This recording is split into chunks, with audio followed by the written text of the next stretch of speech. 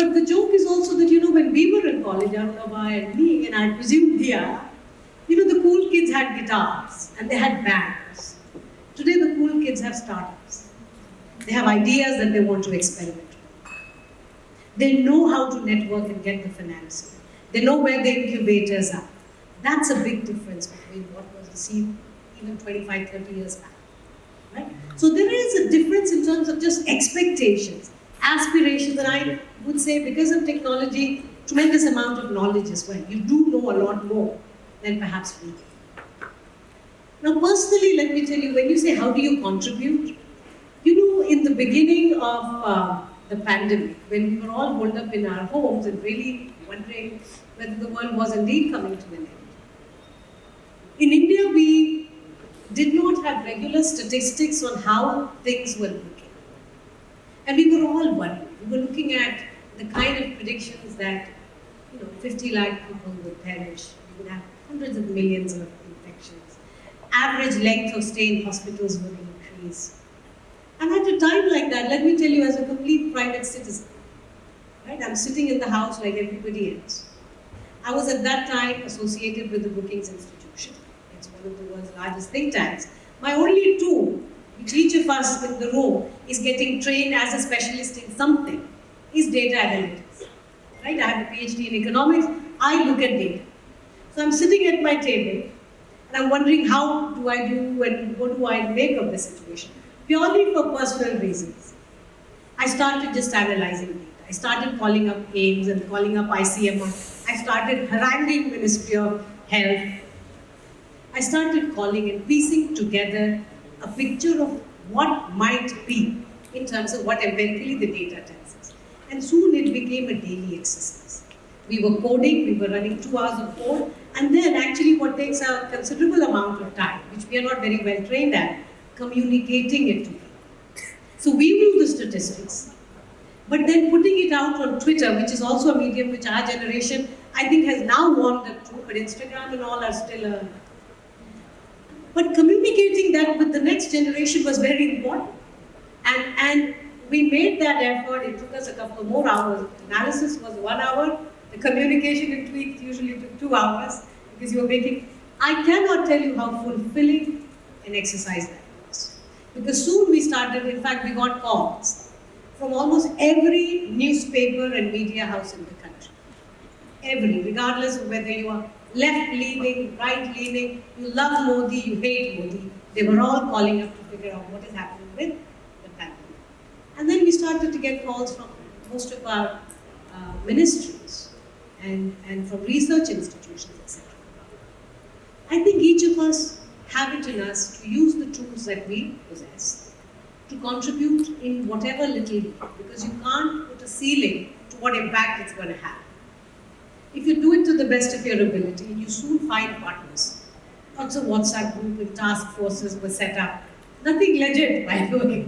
It was not sanctioned by government, or we just did it because we felt it was required. So you had researchers group, you had doctors group, public health specialists, operations research specialists, all just getting onto WhatsApp. I think each of us can contribute. And another small piece of sort of evidence. I joined the government for the first time in my life. I've never been a government employee.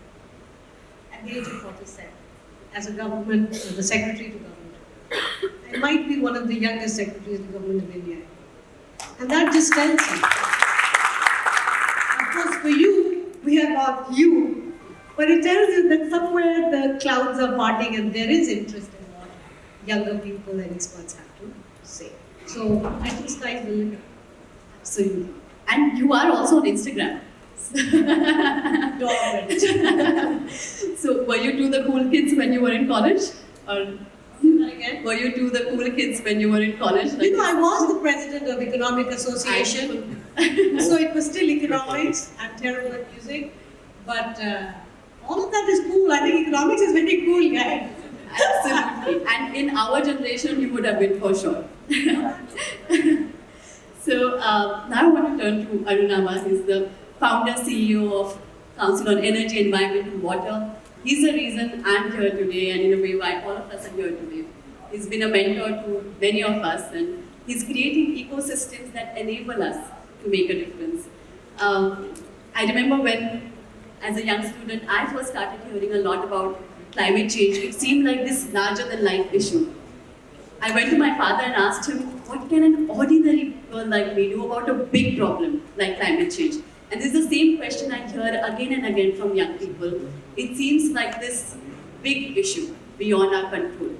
So young people today who want to do something about climate change, what can we do?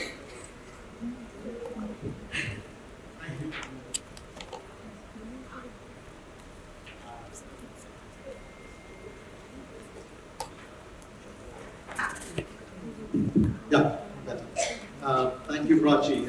It's so exciting to be on this panel with all of you rock stars. President Pools is perhaps the takeaway message for the day. But Prachi, I used to be in my school band. I can give it to you also. All my bandmates are now professional rock stars. So I was the least cool of them all. So hence I run a think tank. So I think what the question you have posed is, I will flip it around. It's not about what can a young person do to deal with such a complex issue.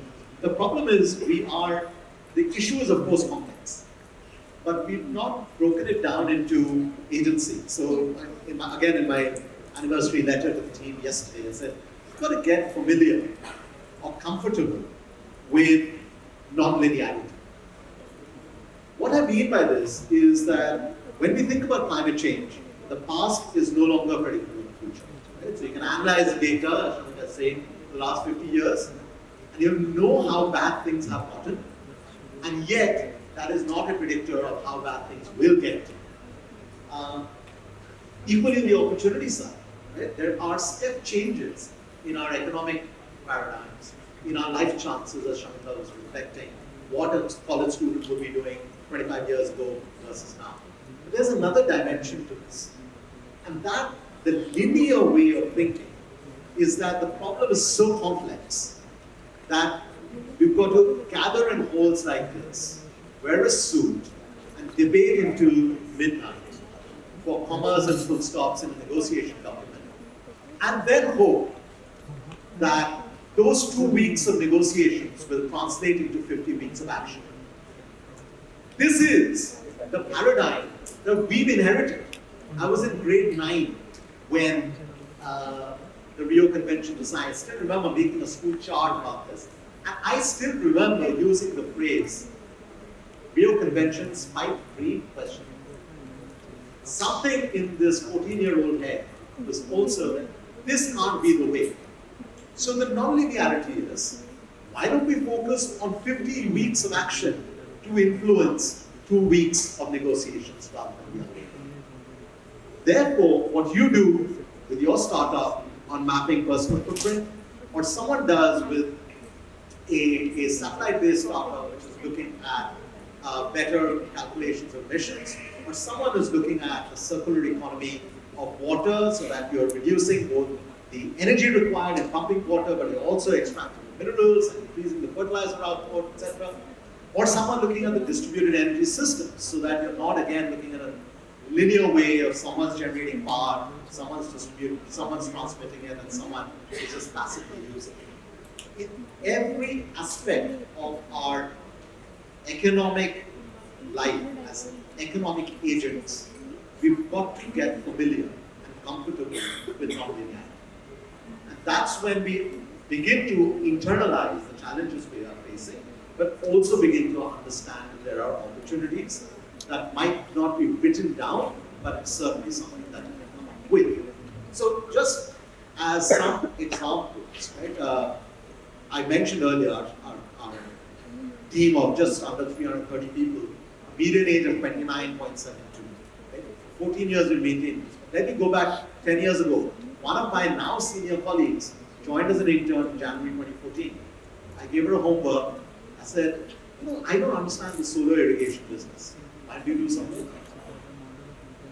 And she worked and looked at the data, looked at the electricity subsidy rates state by state by state, and then came up with a model on how you can actually have solar irrigation in a manner that actually saves states and their distribution companies the revenue.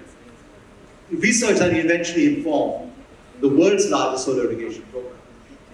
Another young colleague then mapped out every single district on 20 parameters on where you will get best return on investment. Another colleague went around looking at, along with me, I was still young then, in rural India, mapping out, where are the distributed energy companies delivering services. The point that Shamika said, right, even if you're locked in and locked down, you have the power and the agency to get comfortable. Pandemic was a non-linear event. And Shamika grabbed that and converted it into something that she could contribute. So I don't think we should be cherry-picking technologies or finance models or business models. We should simply be saying 50 weeks of action will define 2 weeks of negotiation, or the other way around. Absolutely. And now with 5+ years in this space, this is what I experienced, and this is what I learned through every conversation with you also, that sometimes change is sudden and fast-paced and passionate, but more often than not, change requires patience and is boring.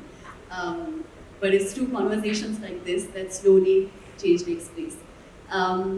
And we have to see the clip of you in a band to formally give you the title. I look forward to that. I now want to move to Diya. Diya is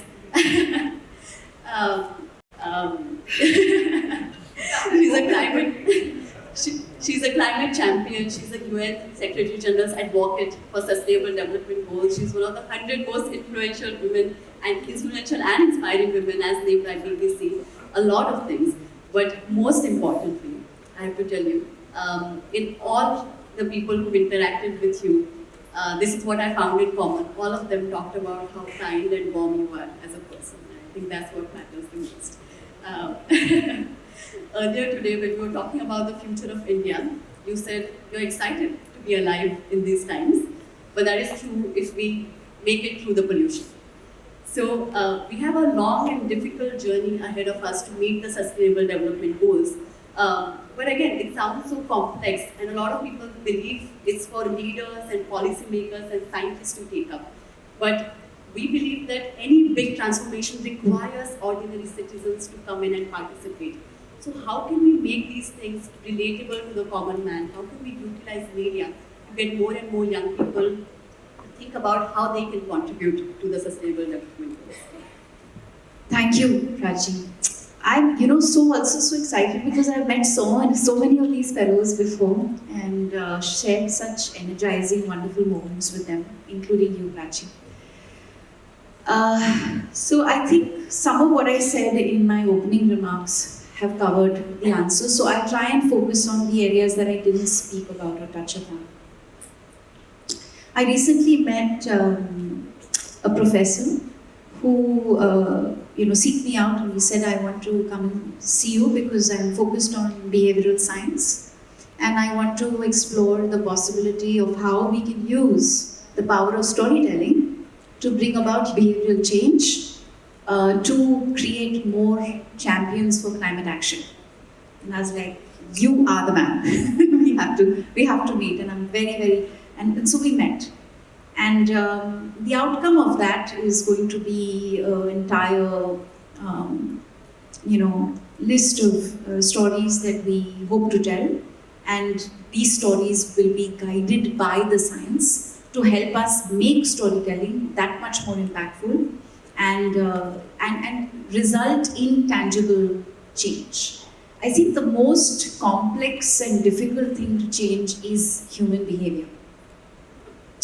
And in so many parts of the country and the world, there is the unfortunate issue of the fact that there is one part of people who are ignorant to issues and are also ignorant towards solutions, so they don't know how to cope with or even respond to the challenges they're dealing with every day because they are just so deeply engaged in survival on a day-to-day basis. So they don't have the privilege of time.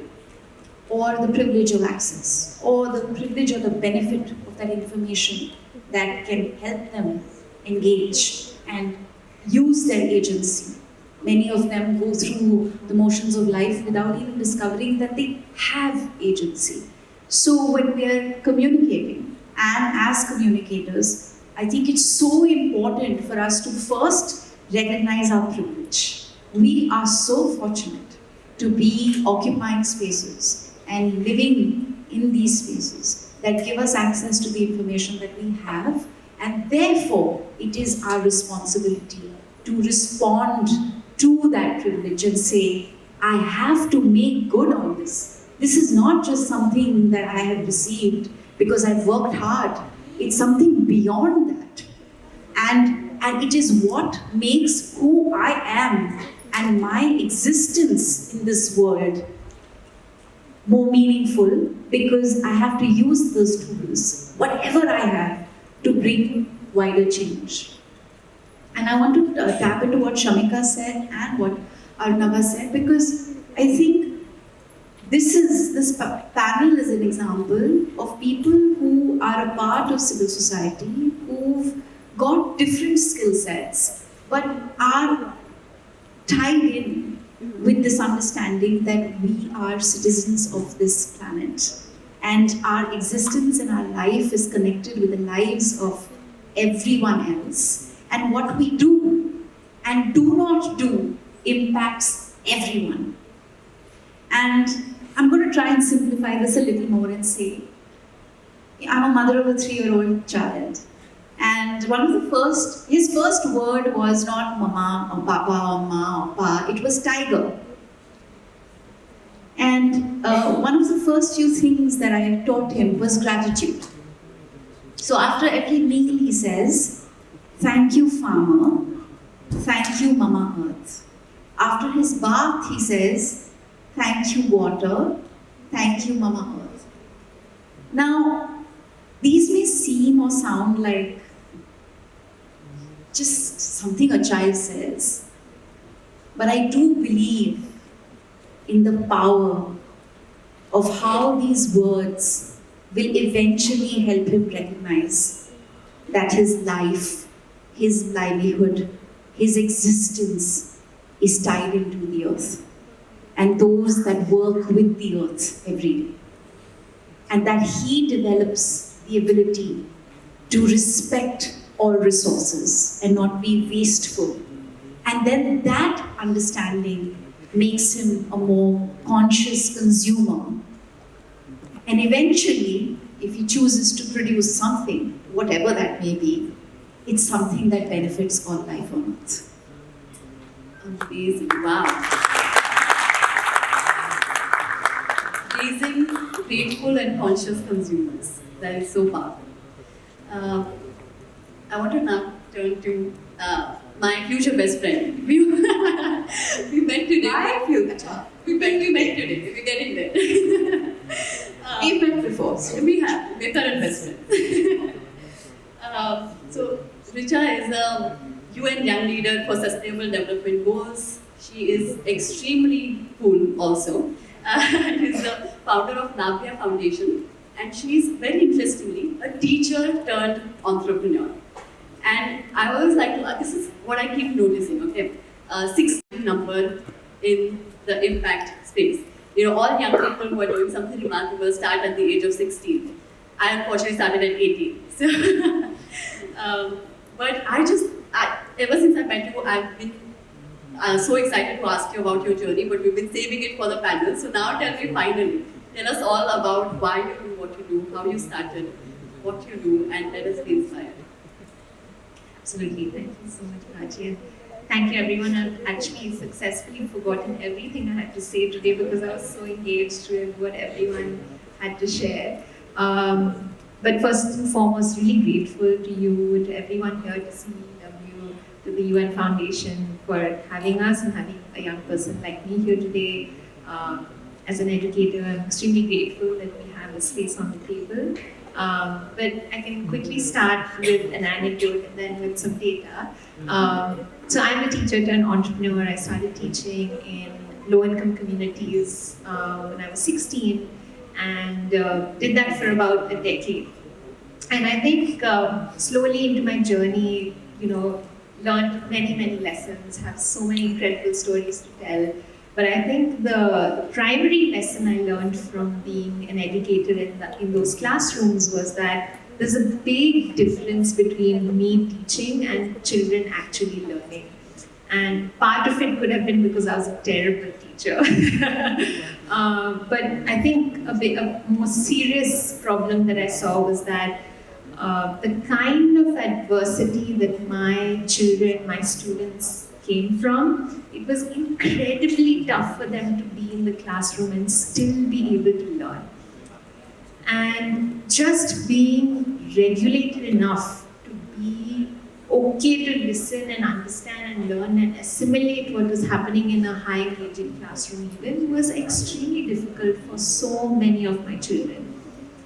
And I think I started exploring that over the years, and I think a big turning point for me was, unfortunately, in my journey, I lost two of my children, lost two of my students.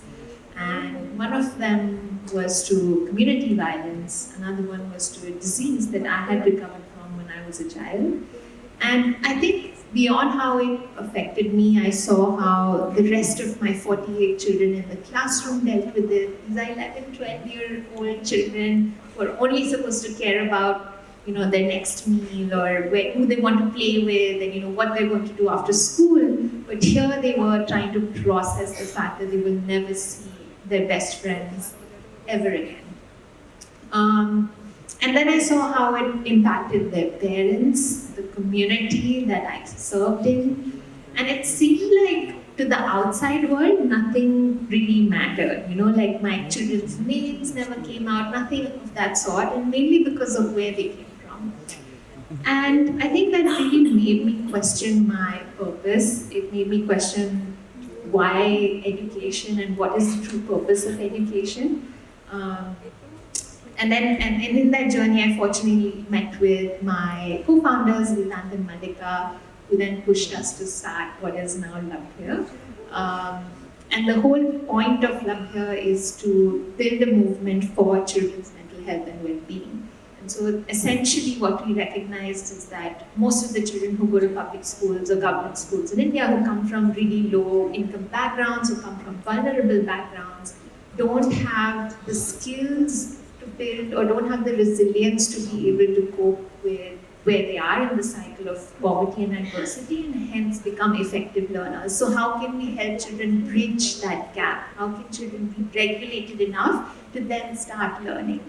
And so at Labhya we partner with Indian state governments to help them institutionalize well-being and mental health programs across government schools of the state mandatorily through a daily class that then goes on to impact children's resilience, their ability to build strong relationship skills, their ability to feel motivated to learn.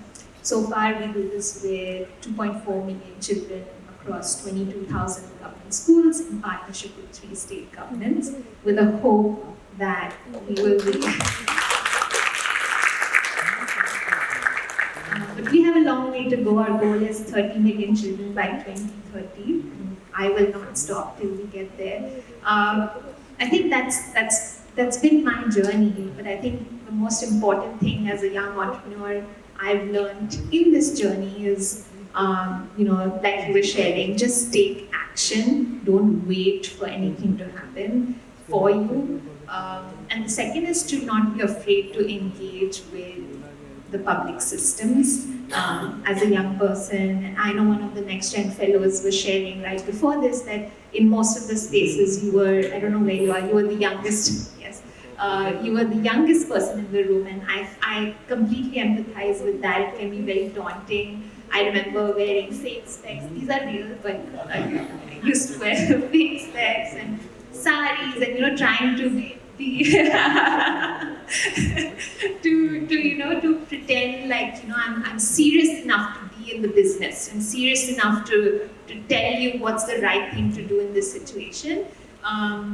But I hope that more young people are able to adapt in those situations and really still engage with the system where you can feel powerless many times but know that your voice really matters, and more than your voice, your action, your intention, and your seriousness is the most important thing in the work that you do.